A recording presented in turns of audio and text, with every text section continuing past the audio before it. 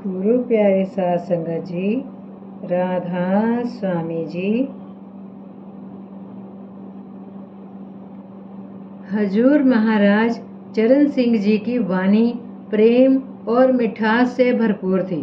सारी संगत आपके ये दीनता और नम्रता भरे वचन सुनकर भावुक हो गई। सबकी आंखों से प्रेम के आंसू उमड़ आए और सिसकियों की आवाजें आने लगी। आपके नम्रता भरे शब्दों ने गुरु नानक साहब, कबीर साहब, पलटू साहब आदि महान संतों की याद ताज़ा कर दी, जिन्होंने अपने आप को नीच, कर्मा, गरीब बेचारा, लाल गोला आदि शब्दों से पुकारा है।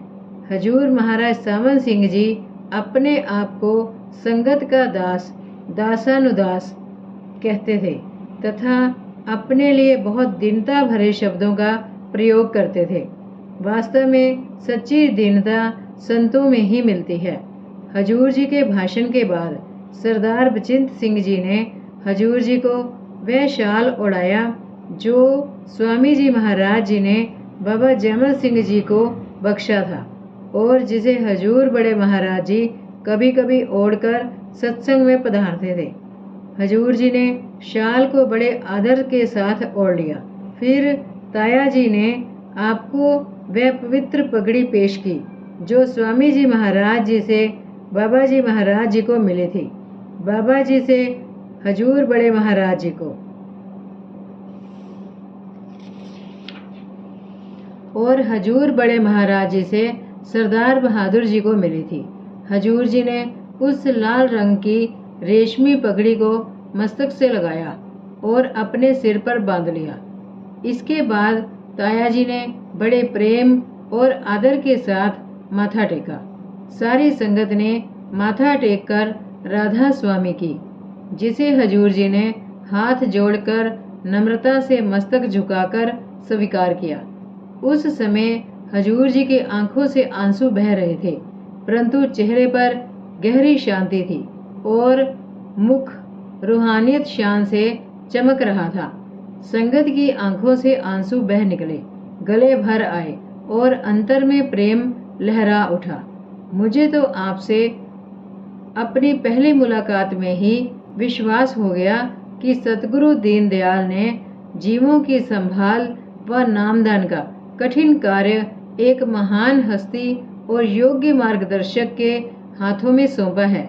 एक दिन जब मैं हजूर जी के पास अकेला था तो यही भाव मैंने शब्दों में प्रकट करने की कोशिश की। इस पर हजूर जी ने फरमाया, दीवान साहब, सतगुरु सच्चे पातशाह जी का दास होकर रहने में जो आनंद था वह मालिक बनने में कहाँ। उनके चरणों में रहने का जो मौका मिला वह एक बहुत बड़ी खुशकिस्मती है। उसकी मिसाल दुनिया में कहीं नहीं। बंदगी और भक्ति में जो आनंद है वह गुरु बनने और गुरु गद्दी की जिम्मेदारियों में नहीं है। अगर सरदार बहादुर जी या हजूर महाराज जी इस बारे में मेरी इच्छा पूछते तो मैं कभी इस जिम्मेदारी को कबूल ना करता। सतगुरु सच्चे पातशाह हजूर महाराज जी के चरणों में रहकर जो बादशाही मैंने की, अब कहाँ। हजूर जी के सतगुरु प्रेम और नम्रता से भरे इन वचनों को सुनकर मेरी आंखें भर आई। पूछना चाहता था कि क्या हर का सेवक सो हर जेहा नहीं होता? क्या सतगुरु सच्चे पातशाह ने आपको अपना निज रूप नहीं बना लिया है? क्या सेवक स्वामी और स्वामी सेवक नहीं बन चुका है? लेकिन गला रुंध गया। आंसू उमड़ने को थे कि चुपचाप बाहर चला आया। हजूर महाराज चरण सिंह जी के सतगुरु पद पर सुशोभित होने के संकेत बहुत समय पहले से मिल रहे थे। एक बार डलहौजी में मेरे और प्रोफेसर जगमोहन लाल के आग्रह करने पर हजूर महाराज सावन सिंह जी ने तो स्पष्ट बता दिया था कि एक दिन आप इस जिम्मेदारी को निभाएंगे और हमारी रहनुमाई करेंगे।